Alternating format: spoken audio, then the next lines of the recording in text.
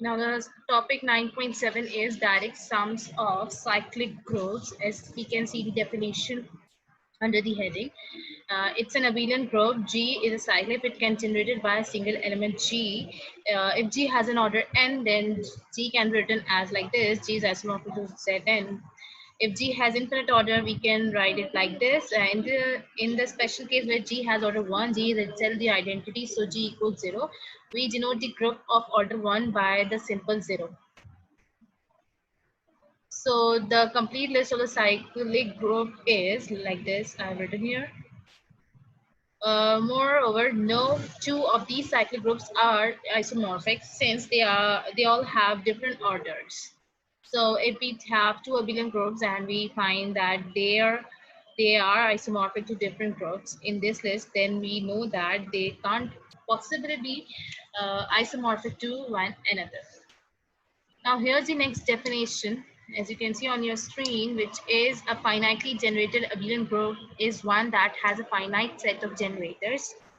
That is, where there is a finite set x1, x2 till xn, such that every element of the group can be written as an integral linear combination like this. For some a1s, a2, an, this belongs to the integers. So a concrete example finitely abelian generated group finitely generated abelian group is any direct sum of finitely many cyclic groups. The fundamental theorem of abelian group states that to isomorphism, this is all there is. In other words, every finitely generated abelian group is isomorphic to one of the form like this, where the number of copies of integers finite. In particular, every finite abelian group is isomorphic to one of the form like this.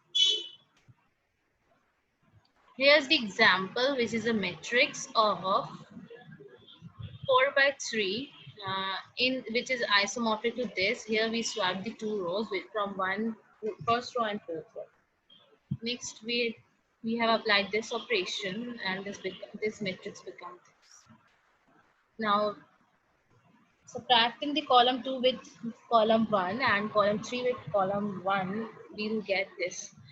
In this matrix, this represent the integer mod 12, yeah, z2, and we can write it as like this, as we have studied last in the last definition, z2 with the direct sum of this. So next what we have done is we have added the r2 with r1, so we get this. Next, it is isomorphic to z2 uh, with the direct sum of z8, which is this, it's 8. And by adding r2 with r1, this becomes this 80, and which is isomorphic to these z's of these orders.